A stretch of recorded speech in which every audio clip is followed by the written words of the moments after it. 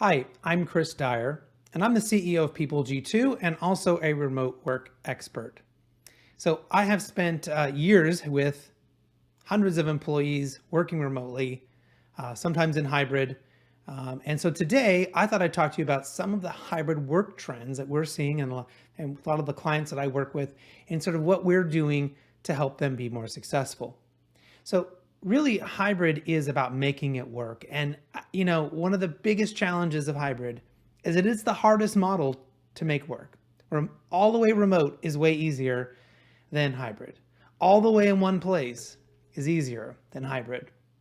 Hybrid takes the most sort of work to figure it out and to make it really cohesive for everybody. So really what you want to do is make sure that you're being flexible. Flexibility is really the key to remote and hybrid work. That means that we allow people, if they need to have an hour in the morning where they got to take their kids to school and drop offs and all that, right? That they can work for a little bit, take that time, and then come back and then continue to work. Flexibility is what allows us to really keep great people, to attract great people that maybe don't have the kinds of schedules and the kind of life that can, really they have to be sitting at their desk from 9 to 5 and that's it. Also with remote work, because people are working from home or working in different places and it's this hybrid environment, their situations can change from day to day. So really thinking about flexibility into what you're trying to do will help you the most. A big way to do this, to make sure you're connected, to make sure that people feel connected and they're collaborating, is to make sure that meetings are happening on video. So remote work is hybrid work. If you treat hybrid work like you would if everyone was remote, you're going to be way ahead of the game. What do I mean by that? Well, if you're going to have a meeting with 5 people and 3 of them in the office and 2 of them are working from home or out in the field, you should have everybody log into that same meeting on Zoom, on Teams, whatever you guys use. Everyone should be logged in, right? Secondary would be the 3 people at work could be in the conference room and they would bring in the 2 people. But really, if everyone just logged in at their desk on their own Zoom, they would be a lot better off, right? We're all on an equal playing field. We're all logging in the same system. We all can have the same experience with each other. But again, secondarily, at least if you have everybody in that one conference room, right? So we can see each other, we can read each other's body language, we can see someone smile or someone frown, right? Those are really important context clues for us to figure out, are we on the same page? Are we going in the right direction? Is there some concerns here? As opposed to just sending everything, asynchronously or in notes or having phone calls, right? We want to try to maximize video calls. And that's been one of the great things about having everyone do so much remote work, is we're getting much more face-to-face time, often with people that we didn't get that much time with. So we can use that as a strategy. Now, the second part of that is to remove or eliminate meetings that happen with just 1 or 2 people. Think about in every meeting you have, or you're going to have, who else would benefit from being on this call?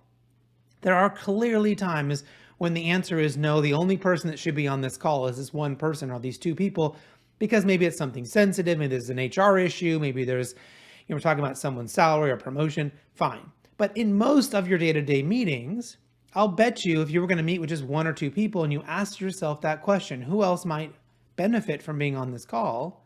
You might go, oh, well, Jason's going to be working on this once we figure out exactly what we're going to do. Maybe we should bring in Jason now so that we can realize he may have some input that would help us, prepare this project better for him since he's going to be taking it over for the client. Bringing in more people, 5 to 7 people on average in your meetings, will help move information around the organization so much faster. You will eliminate meetings. And this is counterintuitive. You will eliminate so many meetings down the road by getting more people together initially, getting all their thoughts, opinions, making sure they understand, making sure they know why we're going and where we're going with this project, this initiative, this client onboarding, whatever it is. Instead of having all of these 1 or 2 person meetings, and you end up having 5 or 6 of those because you had to keep bouncing around information with people. Let's get them together right away. It's so much better. It's so much easier So a little bit of extra work now will save you in meetings later. In my organization, we've done over 100,000 meetings that were 7 to 8 minutes long. We've been tracking it since 2009. And so we actually feel like we don't do that many meetings, but we're doing very quick little meetings. And that makes a huge difference. And while you're doing those meetings, and if you're going to have video, make sure we are documenting, recording, recycling, right, this information. Maybe there was someone who couldn't be on that call because they don't work at the time when you guys meet. Send them the video. If that doesn't work, make sure we're taking great notes and we're passing that along to them so they can get caught up. Maybe we're putting notes into our Slack channel or something. Maybe you have a place where you're collaborating. Put that there. But it's great if they can watch the video. And if you're creating videos that can be rewatched or can be used again, think about how a training video might become an onboarding video. If you have to train an employee how to use a system or to do something, why not create that video and put it in as a resource for all other new employees coming in? And sharing that training video with that employee right afterwards. So what I find, this is a really fascinating experience. You're on with someone, you've trained them how to do something, they've asked all their questions, you ask them if they have anything else, do they get it? And they always say, I got it, I'm good. Yes. And then 2 days later, they call you back and they go, or they ask someone else in the organization, I forgot. I know you told me to open that one box, but I don't remember where it is. If you record the video, you send it to them, they can go back and watch it. They can get caught up. They can solve their own issue, right? And didn't have to bring down resources inside the organization.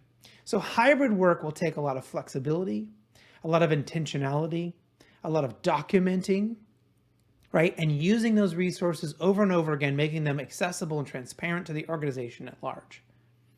Again, remember, hybrid work is tough. So you're going to have to do more preemptive work up front in order to save you time, save you energy, save you work later.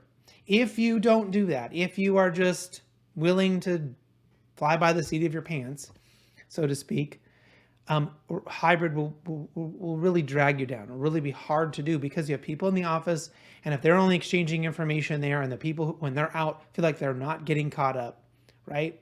And maybe you have some people that are coming in the office more frequently, more consistently, and you have certain people that are staying at home more consistently or out in the field more consistently. We don't want to create that gap of information or making them feeling like they have to show up just to be seen. We should be able to be seen in our meetings, no matter where we meet, how we meet, and when we meet. We should be able to be seen there by exchanging good information, by documenting, by being collaborative and being transparent, and you'll have a lot better experience. Okay, I'm Chris Dyer. Thank you so much for taking a chance to listen to some of my tips. I hope they helped. Thanks.